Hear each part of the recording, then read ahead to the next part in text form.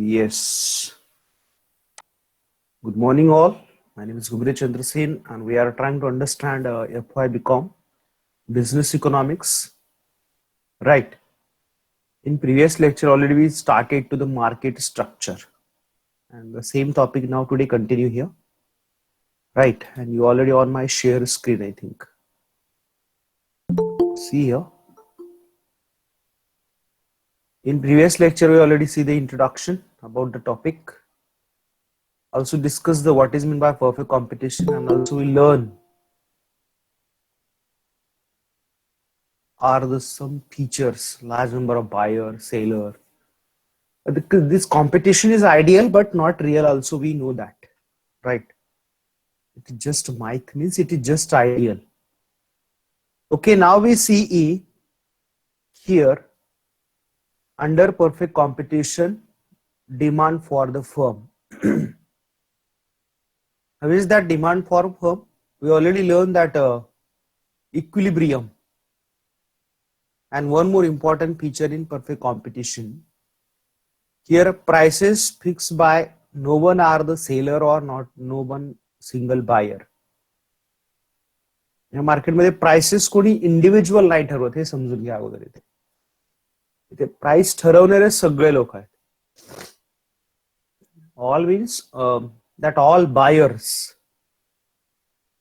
and sellers, they make to the one force of demand and supply, and that force create a price, that equilibrium, जो आपल्याला इथे स्क्रीनवरती दिसतोय बघत असाल तुम्ही.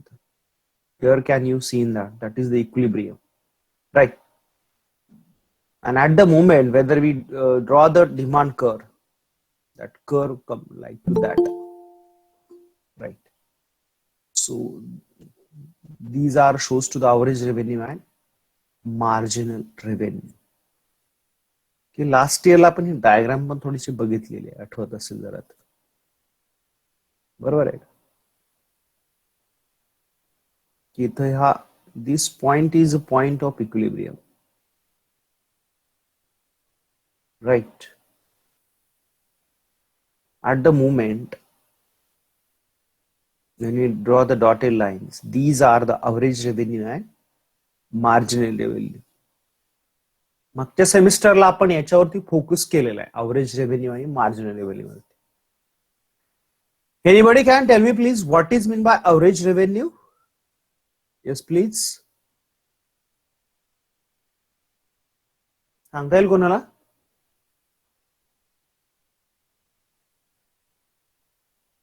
कशाला म्हणूया? Yes please. Yes, absolutely right.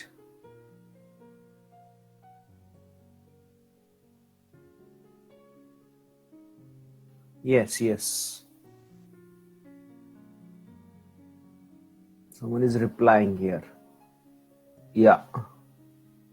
Chinmay also replying that total revenue divided by total output, yes, and the revenue generated per unit of the total output sold, yes.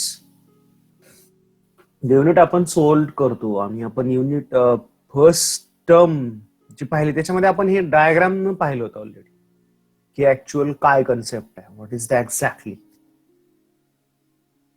Happen about in average revenue and marginal revenue काय असतं किंवा कसं calculations केलं जातं, हे आपण मागच्या सेमिस्टरला बघितलं होतं. तर तो हाच कर्व आहे ॲव्हरेज रेव्हेन्यू आणि marginal revenue. Marginal revenue is come to the additional unit of sale of the product, then come to that unit that returns, we can say the average revenue, where are here that curve parallel to the x-axis, because I already told you that market is ideal. हे असं का आहे तर एक market ही ideal आहे, कोणालाही transport cost नाहीये, कोणालाही ऍडव्हर्टाइजमेंट कॉस्ट नाहीये, गव्हर्नमेंटचा इंटरफिअरन्स नाहीये, मार्केटमध्ये प्राइसेस इक्वल आहेत, मग तिथे रेव्हेन्यू कसं असणार? ॲव्हरेज आणि marginal revenue is equal. Simple. I know that, and you know also very well, this is the ideal model of the market, but practically that never seen. एक काळ असा होता, पण होती मार्केट अशी. आता ही मार्केट नाही राहिलेली. आता या मार्केटमध्ये काही फीचर्स आपण मोनोपॉलिस्टिक मध्ये बघतोय. Otherwise the most of the features now not seen in practically, right. So these are the one type of market. एक आपण एक टाइपची मार्केट इथे बघतोय. Now we see the 3 concepts of revenue. आता हे तुमच्या स्क्रीनवरती आहेत. हे खरं आपल्याला झालेलं आहे, तरी सुद्धा मी सांगतोय तुम्हाला की पहिली आहे total revenue. Total revenue refers to the total receipts from the sale of given quantity of a commodity. जे आता आपण बघितलं अवरेज रेव्हेन्यू आणि मार्जिनल, आपण हे पाहिलं बरोबर आहे ना, right. So total revenue is equal to total quantity into price. समजा इथं बघा टोटल रेव्हेन्यू आपल्याला कॅल्क्युलेट करायचं. आपल्याला क्वांटिटी आहे किती आहे 15 आणि त्याची प्राइस किती आहे 200. 15 इंटू 200 केलं तर ते किती आलं 3000. म्हणजे total revenue of that quantity sold is 15 unit, right. So return comes to that revenue is total from that, it is 3000. आता अवरेज रेव्हेन्यू समजा आपण काढायचं ठरलं की average revenue refers to the revenue per unit of output sold. It is obtained by dividing the total revenue by the number of units sold, right? So total revenue divided by त्याला 15 केलं तर किती आला answer आपला. Already प्रत्येक युनिटची cost किती आली इथे आपल्याला इथं माहितीच होतं तसं. तर पण समजा काढायचे ठरवले आपल्याला अवरेज रेव्हेन्यू. अवरेजियसली पर युनिट वरती आपल्याला इन्कम किती मिळत आहे per unit of sold when we sell the product in market. So how many come to return, that comes to the 200. And marginal revenue means what? Marginal revenue is the addition made to the total revenue by selling an extra unit of the commodity. MRN is equal to MRN minus TC minus N minus 1. किंवा दुसरा formula delta TR upon delta TQ. तर आपल्याला इथं माहिती आहे quantity total revenue किती 180 आणि त्याला 1 न डिवाइड केलं ऍडिशनल, तर आन्सर काय आलं 1. So these are shows the 3 different concepts. You can say the average revenue, marginal revenue, and total revenue. Everyone can understand these. Please reply me. समजतात का? बाउन्सर होत आहेत एकदम. Yes, please.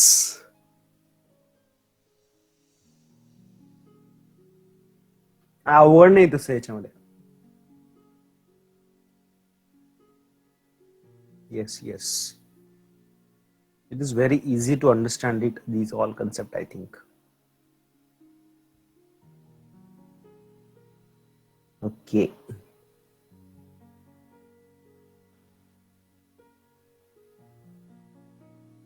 So in this way, we can be calculate the per unit sale of your product. याच्यावर आपण calculations करू शकतो आणि जे काय आपल्याला डिसिजन्स घ्यायचे फर्म साठी लागणार आहे. So we can take that all decisions, right.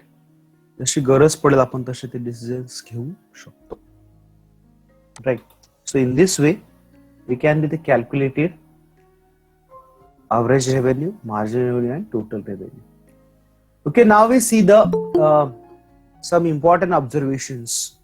We already consider in a perfect competition average revenue is equal to marginal revenue.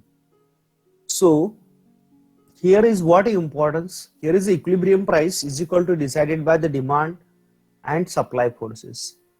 So these observation come to the intersection of these market. की आत्ताच आपण बघितलं इथे ज्यावेळेस आपण म्हणतो की नाही इथे इंटरसेक्शन होते, बरोबर आहे. डायग्राम काढतो अशीच फ्री अँड केजेसची, बरोबर आहे. हे 2 कर्व आहेत. हा डिमांड आहे, बरोबर आहे. These are the demand curve, these are the supply curve. आता इथं तर प्राइसेस फिक्स होत आहेत, बरोबर आहे का. These point of what, the point of equilibrium. आता इथं आता सुरुवातीला बघा काय आहे इथं.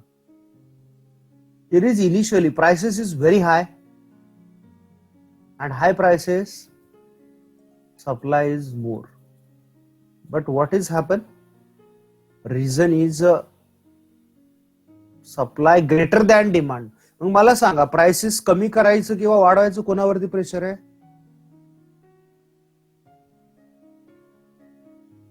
इथं कुणावरती प्रेशर तयार होतं इथे?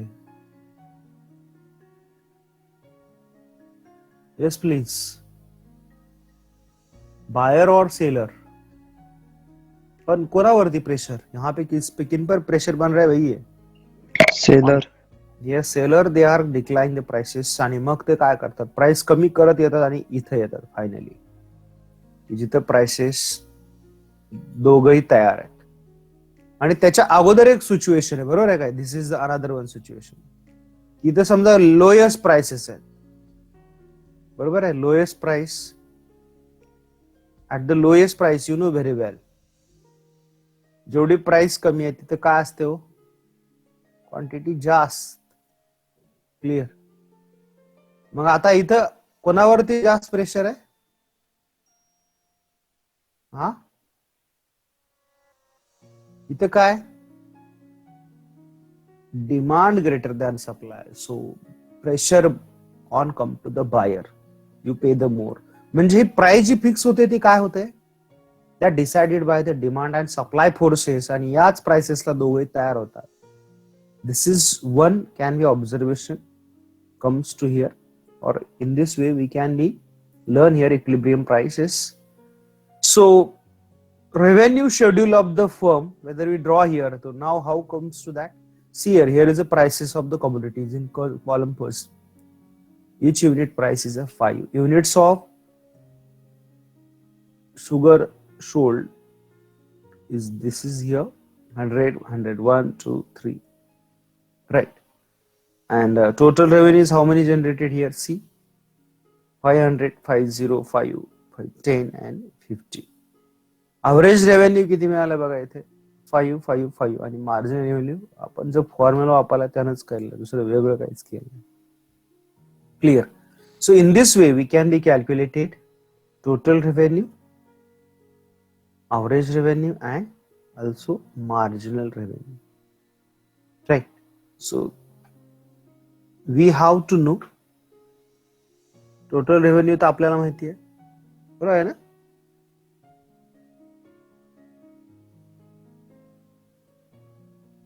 आहे त्याला कॅल्क्युलेट करायचं फक्त. इंटू 5 केलं की 500, इंटू 5 1 केलं की 505 102 इंटू 5, सो 510 and 103 इंटू 5, क्लिअर? 15. आणि ऍव्हरेज काढलं, याला डिवाइड केलं त्याने. So yes comes to 5 5 5 and 5, बरोबर आहे का नाही? आणि हे ऍडिशनल युनिट जे आहे, दिस इज कम्स टू द 5. आता याच्यावरनं काय दाखवतं? It is a profit define here. Total profit is how is calculated? Total revenue minus total cost. How you calculate profit? It's very simple.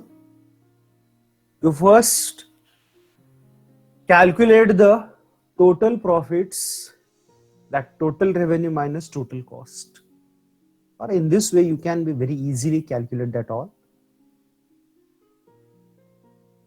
In a business firm you can get sometime normal profits and also super normal profit. So how you get that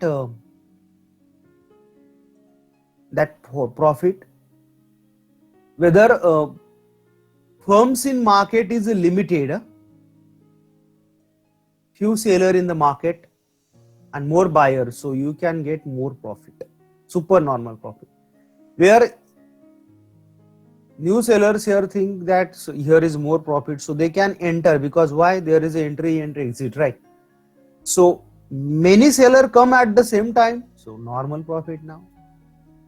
And now here see some various equilibrium situations, whether all factors, these all are the features we consider in perfect competition. आता इथे बघा, average total cost आणि average marginal cost. इथं काय दाखवलं आहे पहिल्या याच्यामध्ये? ह्या average total ATU म्हणजे average total, आणि हे AVC म्हणजे average variable cost. And these are the marginal cost. आणि हा कर्व आपल्याला कोणता आहे? परफेक्ट कॉम्पिटिशन मधला. डोक्यात आहे ना? हा जो ब्ल्यू कर्व आहे ना, हा हा कॉपी पेस्ट आहे, तीच डायग्राम आहे. आता इथे काय झालंय बघा, हे अवरेज टोटल कॉस्ट आहे ना,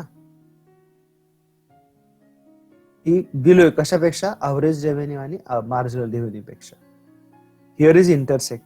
तर हा जो शेड एरिया आहे ना, तो काय दाखवतो, these are shows the super normal profit. See, हा जो एर दाखवतो काय दाखवतोय, super normal profit. Why? Because average total cost and marginal cost intersect to here, इथे इंटरसेक्ट होतो. म्हणजे cost of production less than revenue, म्हणजे कॉस्ट प्रोडक्शनची एवढीच आहे, पण मिळणार सेल किती आहे तुमचा, हा ओपी, हा जो इक्विलिब्रियम पॉइंट आहे त्याच्यापेक्षा हा सेलिंग कॉस्ट म्हणजे रेव्हेन्यू जादा असा मिळतोय तुम्हाला. So these are shows the super normal profit. Clear? हे दाखवता येते बघा, हे लेट आलं नाव हे, राईट. आणि मगाशी आपण फॉर्म्युला पाहिला, हा फॉर्म्युला कोणता दाखवतो, विसरून गेला असेल, हा टोटल प्रॉफिट, हा इथला फॉर्म्युला असाच कॉपी पेस्ट केला पुढे तिकडे. आता ह्या कॉपी होणार नाहीये, सांगतोय तुम्हाला. Total revenue minus total cost. Clear? जर इथे तुम्ही घेतलंय इथे, आता इथे काय झालंय बघा, हे see, here is shown the, आता ही पुढची डायग्राम आहे, नंतर बघूया ती. हा पॉइंट आहे इक्विलिब्रियमचा डी. आता इथं production cost is less than revenue, म्हणून इथं काय मिळतंय, super normal profit. Why? Because you have to, your production cost is less but revenue is more. हे कुठपर्यंत आहे, हे पहिल्या डायग्राम मध्ये. दुसऱ्यामध्ये नॉर्मल आहे का, अवरेज टोटल कॉस्ट आणि मार्जिनल कॉस्ट एकाच पॉइंट मध्ये, पॉइंट डी मध्ये, म्हणजे इथं सेलिंग कॉस्ट आणि त्याचा revenue both are same, no profit no loss. म्हणजे काय झालं इथं, average revenue is equal to marginal revenue आणि average revenue is equal to total cost. TUC म्हणजे total cost, average total cost.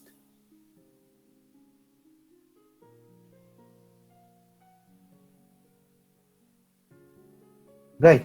So here is equilibrium is that, and these again average variable cost, जिथे F होती ही नंतर वरती आली आहे, थोडीशी वरती आली, पण इथं फर्म्सला प्रॉफिट मिळत नाही. ही डायग्राम कोणती आहे, अगेन तीच डायग्राम आहे, कन्फ्युजन करू नका तुमचा. हे इक्विलिब्रियम पॉइंट बरोबर आहे ना, याची परत डॉटेड लाईन पुढे घेतली आणि हा जो पॅरलल कर्व होता का तो, हा तीच डायग्राम आहे, दॅट द सेम डायग्राम. हा अवरेज रेव्हेन्यू आणि हे marginal revenue, which already are shown. You understand this diagram? Perfect competition मधलं आपण हे बघतो. आणि average revenue is equal to marginal revenue काय, तर त्याला सगळे फीचर्स रिस्पॉन्सिबल आहेत त्याच्यासाठी. याचं काही रॉकेट सायन्स नाही याच्यामध्ये काही असं, it is very simple. Super normal profit का मिळतं, तर लिमिटेड सेलर असतात त्यावेळेस सुरुवातीला, initially. Large number of buyer seller आहेत, पण बायर पण अजून जात आहेत, मग त्यावेळेस प्रॉफिट मिळतं सुपर नॉर्मल. मग न्यू बायर सेलर्स येतात मार्केटमध्ये. जर खूप सारे सेलर आले तर काय होतंय, सो बायर तर तेवढेच आहेत ना, जेवढं प्रॉफिट मिळत होते आता तेवढं मिळणार नाही, नॉर्मल प्रॉफिट मिळणार सगळ्याला. आणि नंतरची एक सिच्युएशन अशी पण येऊ शकते किंवा येतेच, which situation, where more seller and less buyer. So here can be the come to point of what we say that, असं पण होऊ शकतं की फर्म्स आता इथं काही राहणार नाही किंवा त्या लिव्ह पण करू शकतात. आता शॉर्ट पिरियड मध्ये लॉस पण होऊ शकतो, कधी, व्हेन युअर अवरेज रेव्हेन्यू आणि मार्जिनल कॉस्ट पेक्षा तुमची ही बघा अवरेज टोटल कॉस्ट जास्त होते. अवरेज टोटल कॉस्ट खूप महत्वाची आहे फर्म्स मध्ये. तुम्हाला लॉस कधी होतो, when your average total cost, when you face the loss म्हणजे लॉस कधी होऊ शकतो? when A average total cost is greater than कशापेक्षा? marginal revenue and marginal cost. लक्षात येते का तुमच्या इथे? तुम्हाला कधी लॉस येतो हा? तेव्हा तुमची टोटल रेव्हेन्यू आहे ना, टोटल अवरेज टोटल सॉरी हे अवरेज सॉरी हे नीट नाही लिहिलेलं आहे. ATUC अवरेज टोटल कॉस्ट जेव्हा तुमची ग्रेटर होते कशापेक्षा? मार्जिनल रेव्हेन्यू आणि मार्जिनल कॉस्ट. ती म्हणजे कोणती? ही इथली दीज. जर तुमची म्हणजे इथे काय झालं? Problem is what? तुमची सेलिंग कॉस्ट ज्यादा आहे, हा सेल कॉस्ट जास्त आहे पण रेव्हेन्यू एवढाच आहे, म्हणजे हा मधला प्रोपोर्शन काय झाला? दिस इज युअर लॉस. म्हणजे तुम्ही जेवढी कॉस्ट प्रोडक्शनचे लावले तेवढे रेव्हेन्यू पासून मिळाले नाहीये तुम्हाला. You utilize more sources but का आणि झालं तसं? Reason is what? Many new sellers enter in the market. का? Free entry free exit. मग अशा वेळेस काय होतंय? Production cost is O A B M2 ही काय झाली? ओ ए बी नंतर ही M2 ही काय झाली? प्रोडक्शनची कॉस्ट. पण रेव्हेन्यू किती आलाय? हा हे झाला पहिलं. लक्षात आलं का? एक एक बघत चला, मी फक्त माझ्यावर ट्रस्ट ठेवा. नंतर त्याच्यापासून आता हे झाली कॉस्ट. आता रेव्हेन्यू किती आला पण या प्रोडक्टचा? म्हणजे सेल केलं तेव्हा काय झालं? किती आला त्याचा सेल? फक्त एवढीच आली, ही एवढी. These are the revenue. मग हा जो मधला प्रोपोर्शन आहे कोणता? ए बी ई आणि P2 हा प्रोपोर्शन कव्हर झाला नाही फर्म्स. का झाला नाही? कारण की खूप सारे सेलर होते, तेच प्रोडक्ट सेल करायला लागले, म्हणजे बायर कमी झाले आणि सेलर जास्त झाले. सो आपल्याला माहिती आहे डिमांड पेक्षा सप्लाय झालं ते जास्त काय होतं? Prices false. सेम झालं इथं सुद्धा. परफेक्ट कॉम्पिटिशन असलं म्हणजे काय झालं? म्हणून बघितलं का नाही आपण ओनियनच्या प्राइसेस पडतात बऱ्याच वेळा, कोथिंबीर, व्हेजिटेबल्स बघता का नाही कधी तुम्ही? लागली की लॉटरी. सुरुवातीला बघा ओनियन ज्यावेळेस प्राइसेस कमी असतात तेव्हा सगळे लोक घेऊन येतात, सगळेच सगळेच ओनियन लावतात. जसं जसं वाढत जातात प्राइसेस तर ऑल सेलर्स कमान. एक सिच्युएशन अशी येते की सुरुवातीला समजा अज्युम करूया ओनियन 20 रुपीज केजी होता, तर नंतर वाढून 40 रुपीज केजी होतं, बरोबर का? सगळ्या सेलरला वाटतं अरे आपण पण ओनियन लावायला पाहिजे, सगळेच लावतात, तोपर्यंत तो 50 पर्यंत जातो आणि मग एवढ्या वेळात परत नवीन ओनियन मार्केटमध्ये यायला सुरू होतं, बरोबर नाही? आपण आणि होमोजिनसच प्रोडक्ट आहे ना ते, लक्षात येते का तुमच्या? आणि मग नवीन सेलर मार्केटमध्ये यायला लागले की ओनियन हळूहळू 40 वरती येतो, नंतर 30 वरती येतो, बरोबर आहे ना? एक सिच्युएशन अशी होते की जो तो सुरुवातीला 20 रुपीज होता तो 20 न राहता शेवटी 10 वरती पण येतो. मला सांगा 10-5 रुपये जर झाला तर त्या फार्मरची प्रोडक्शन कॉस्ट तरी निघते का?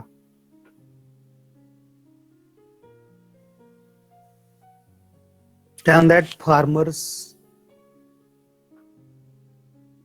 तुम्हाला सर शॉर्ट पिरियड मध्येच का होतं? कारण की ओनियन लॉंग टाइम स्टोअर नाही करता येत तुम्हाला. बघा समजा ओनियन थोडा करता तरी येईल, टोमॅटो आहे स्टोअर करता येते का? कोथिंबीर, मेथी कॅन बी स्टोअर. आले की बूम प्राइस, गेले की झाप दिशा आपण. You understand? Yes, please reply me. Are you understand that 3 diagrams?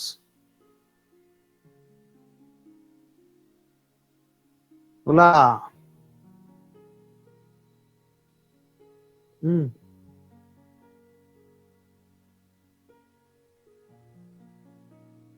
ते समजत नाही तिथे विचारा लगेच. हा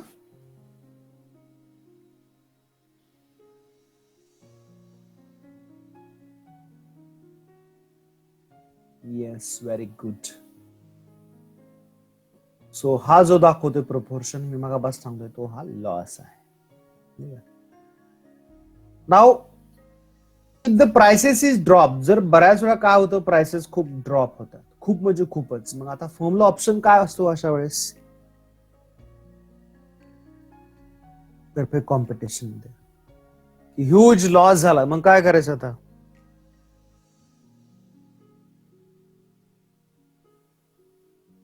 अजून लॉस सहन करत राहायचं, continuously suffer from losses. Then what is the another option? मग फर्मसाठी दुसरा ऑप्शन काय आहे?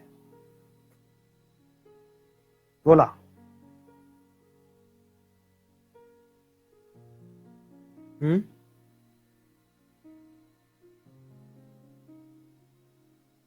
Yes please.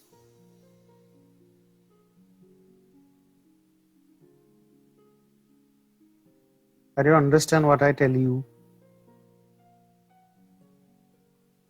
काय करणार फर्म्स मग? ते लॉस सहन करत राहणार continuously? Yes, absolutely. They have only one option because already the title is the shutdown point. So that firms are not to wait a long time. They wait a few time and then they leave the market. Clear?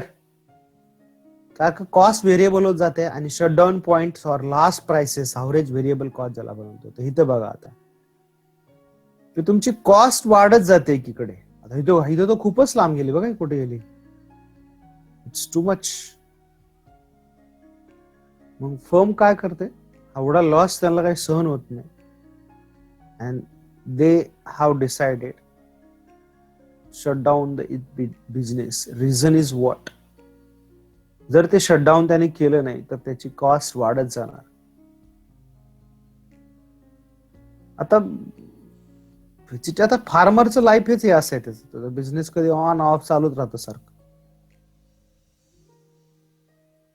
फार्मरकडे आहे तोपर्यंत तो sale करतो, संपलं की झालं, बंद business. असं आहे त्याचं. तसं हॉटेलवाल्याचं आहे का, चहावाल्याचं आहे का तसं?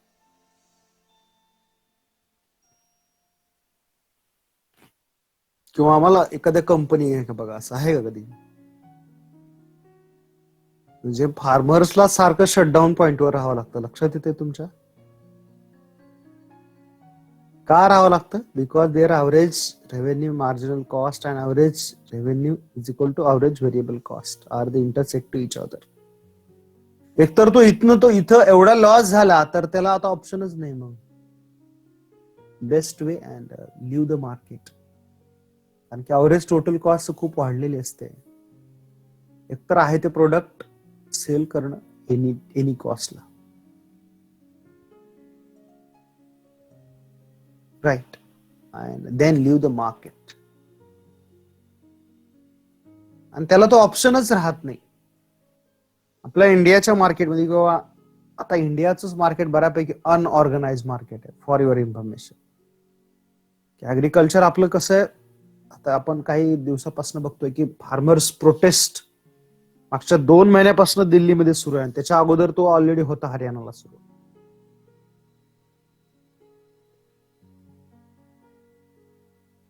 Farmers are not favour with the new law which made by government.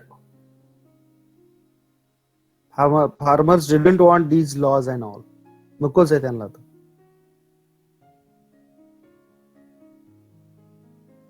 Because farmers want prices, fix prices, supportive prices ज्याला आपण म्हणतो. एकच मार्केट असं आहे की तिथं प्राइसेस फिक्सच राहत नाहीत. आणि आपल्याला पण तशी सवय झाली हॅबिच्युअली प्राइसेस काय म्हणतो आपण, up and downs we accepted.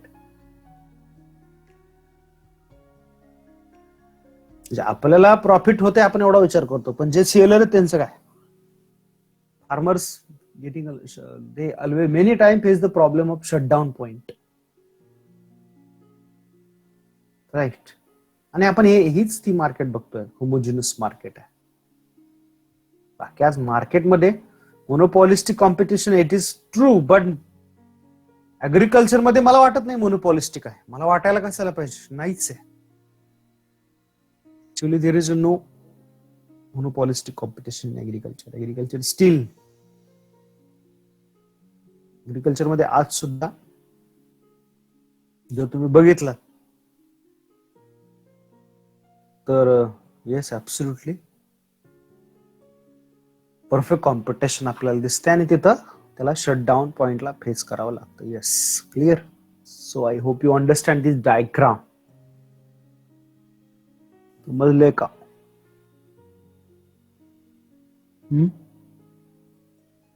Yes, reply me please. बोला.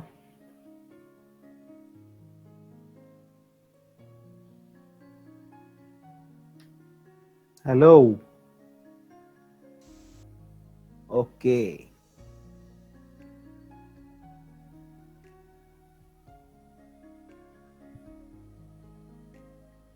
Clear. So this is the point of shutdown where we can be seen that, or where farmers can face the losses and all. So conclusion is what? Now see here.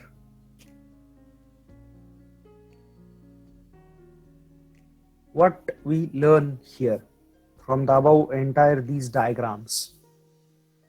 So where average revenue is greater than average cost, so institutions or that firms get a super normal profit. First diagram. आता मी diagram नाही दाखवणार.